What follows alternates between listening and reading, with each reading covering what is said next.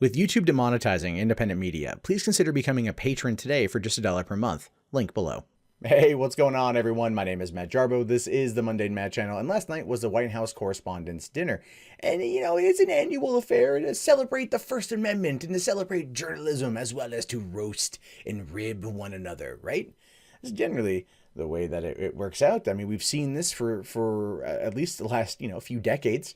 Right? It's a good time to kind of air one's grievances through a good old-fashioned comedic roast and kind of reset the clock, if you will, for the partisan politics and all the other BS that goes along inside Washington. At least if you're a journalist, right?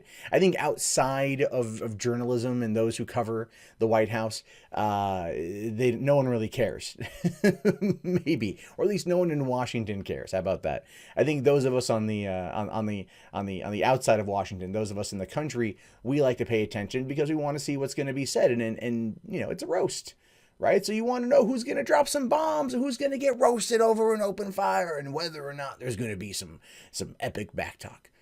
One of the fun things about Obama was that Obama would show up and he would throw down. He would make fun of himself, use self-deprecating humor as a way to, at least maybe try to humble himself in the eyes of the press and maybe some of the eyes of his detractors.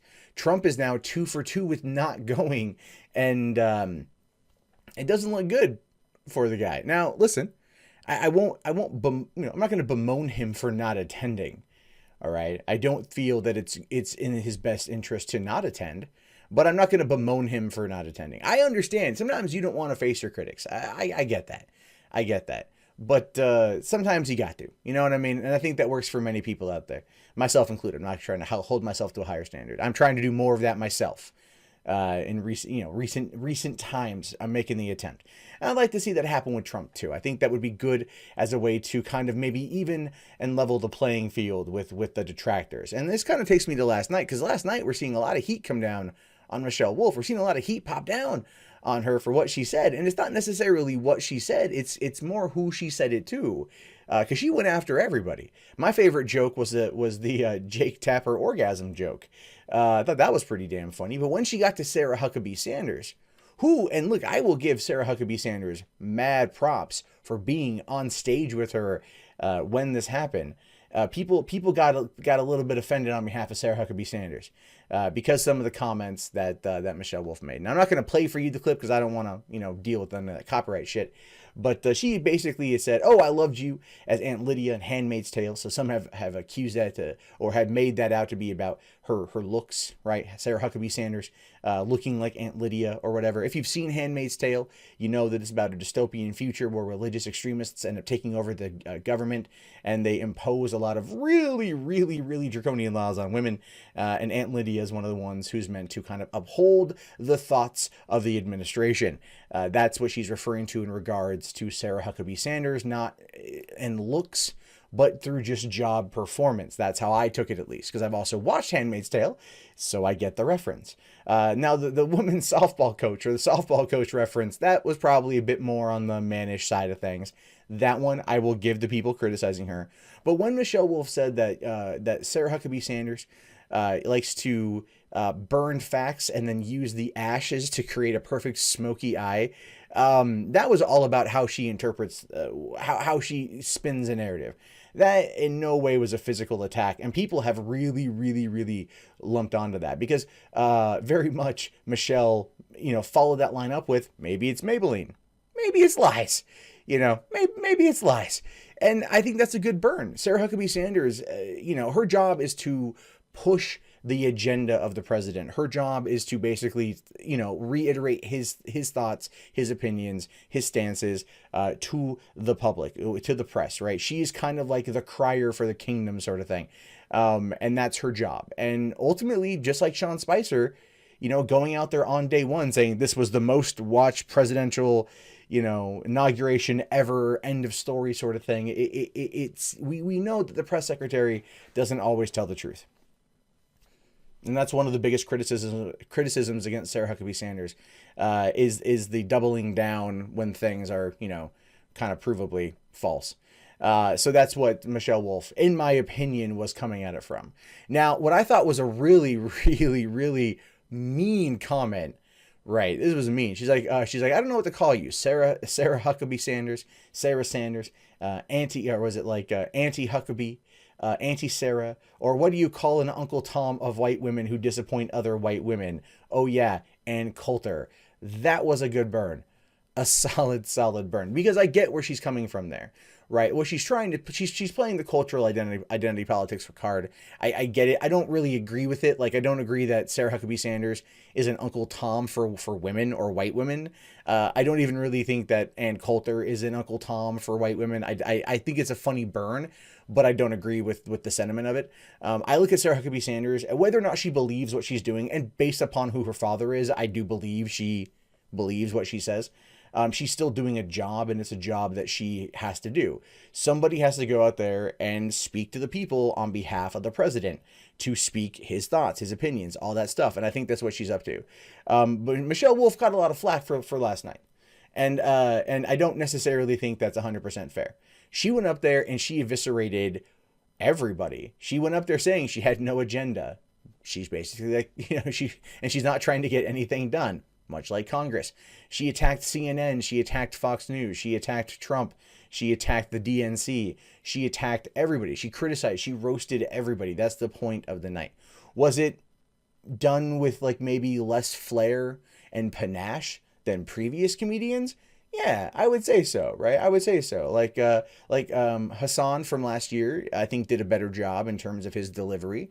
But Michelle Wolf was coming at it with biting criticism and satire. And I think that the uncomfortableness of the room came through on the TV, especially when she cracked a joke about Kellyanne Conway and then it cut away to Kellyanne Conway. And I'm like, oh, damn. Oh, damn. Oh, damn. But listen, I just want to be fair, and I want to say this. Last year, no one from the Trump administration showed up to this event. Right. And that was looked at as a negative. It was looked at as very much a line in the sand, a divide between the White House and the press. This year, you had Kellyanne Conway, you had Sarah Huckabee Sanders, other members of the administration showed up. They were there. I give them mad props for showing up. I do. I give them mad props for showing up. All right. And I feel that ultimately that should be the focus of the night, not whether or not people want to go out there and virtue signal on Sarah Huckabee Sanders' behalf. They want to get up there and just go, won't someone please think of the Sarah? But Sarah's a big girl. She can take care of herself. She's the press secretary. She's up there getting heat day in, day out. I will flat out give it to her. To do that job, you have to have balls of steel or ovaries of adamantium. Right? Like, you have to be able to do that job, and it comes with a lot of criticism. So for her to get up there and to be in that room with that crowd and listen to Michelle Wolf's jokes, ultimately, I now have mad respect for Sarah Huckabee Sanders for doing it. Do I think Michelle Wolf needs to apologize for her comedy? No, of course not. Of course not. I don't agree with everything that she said. But even the head of the White House Correspondents Dinner, that organization, she went up there, she defended her. She's like, look, this is all about the First Amendment. This is all about free speech. This is all about all of these things. We don't vet what the monologue is going to be from the guest. We don't criticize their jokes. She sat there and she's like, I went in there and I listened ahead of time just to be on the safe, at the rehearsal to see whether or not there might be something a little bit too racy. But Michelle wasn't giving anything up. So Michelle went in there in order to really drive it home. And she was, making jokes about orgasms, making jokes about abortions, making jokes about grabbing by the pussy. Trump grabs women by the pussy because he thinks they're sofa cushions trying to find loose change.